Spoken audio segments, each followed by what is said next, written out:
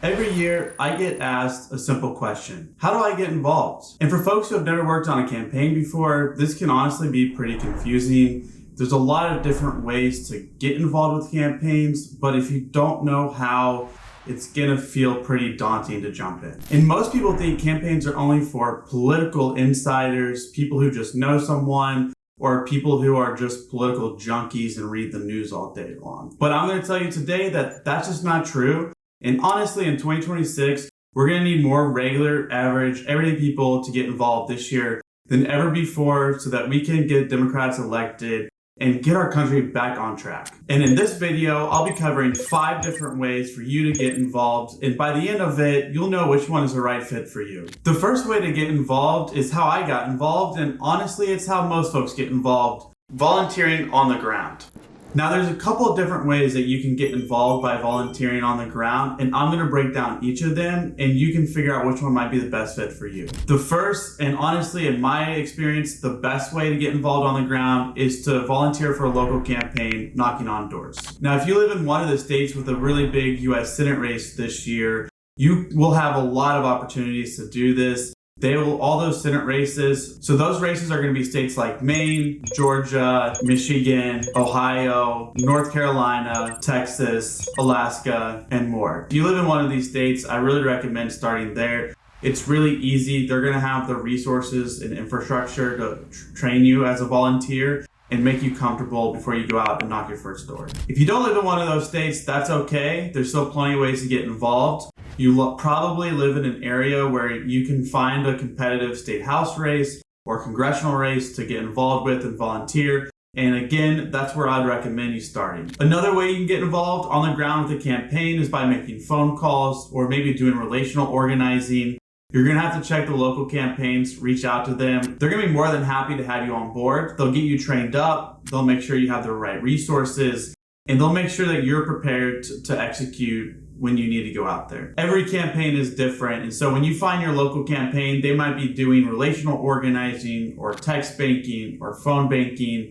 And so the second bucket is just figure out what that local campaign is doing, get trained by their staff, and go out and do it. The most important thing in all of this is just to start. Just get your foot in the water, just get your feet wet and jump in there. And the third way to get involved on the ground is, honestly, if all this sounds too intimidating, just start really small. Just go to your local field office, bring them a case of water, bring them some pizza, maybe some healthy snacks, some healthy alternatives to pizza. Because as one of those organizers in the past, I can tell you, they're tired of pizza.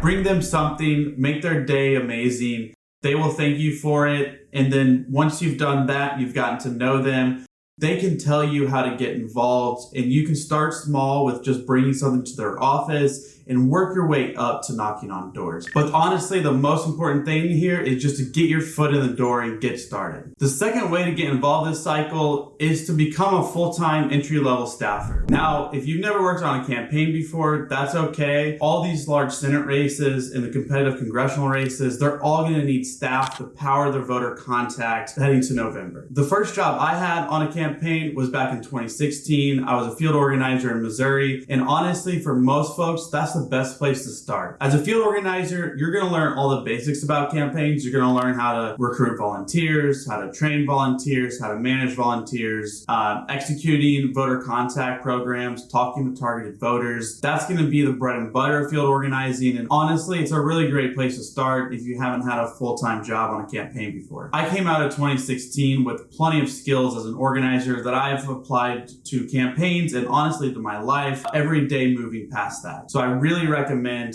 taking the time to learn the skills as an organizer. I think for anyone who wants to work in politics or be involved, they should all be a field organizer for at least one election cycle. It's honestly kind of the bare minimum to getting involved. And if you're interested in becoming a field organizer, I'll drop some links below, some job serves for you to look at. These are good places for you to go to if you're looking for one of these field organizer positions.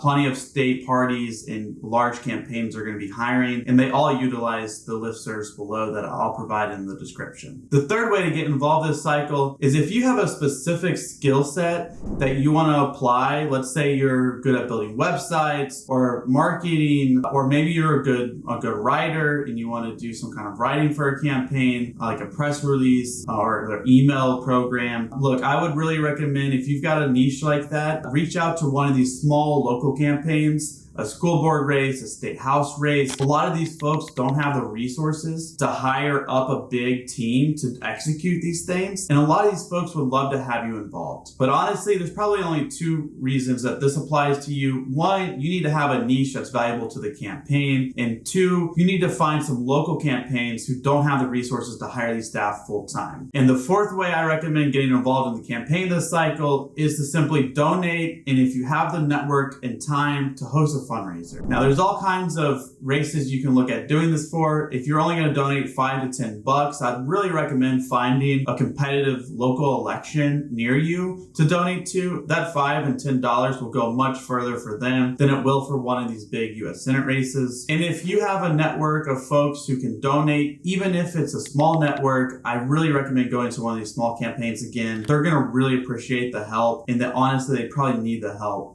raising money. Now, the fifth and final way I recommend getting involved in 2026 is to run for office. Yes, I know that can sound scary, but honestly, we need more candidates running every single year. We need to make sure we have a candidate on every ballot, and especially for these local elections, we need to make sure we have good qualified folks running, because honestly, at the local level is where we're going to push a lot of the change long term. Before you go, whatever path you picked from this video, in whichever way you want to get involved in a campaign this cycle, I put together a free playbook on how to run down ballot campaigns. This guide covers the fundamentals of campaigns, everything from building a budget to raising the money, to how to best spend the money, and how to find the right voters to target. Click the link right here to download the free winning playbook today. If you're thinking about getting involved in 2026, choose one of these 5 paths and commit to it for the full cycle. If you've got other ideas for how to get involved, drop them in the comments. Let's discuss them. And thank you for getting involved this cycle. Campaigns don't just appear out of nowhere. They're built by people like you, and we need more people like you involved in 2026. This is the time to jump in, take the leap, get involved, and also make sure you subscribe if you want more videos on how to get involved or how to run a campaign. I'm going to be releasing more content over the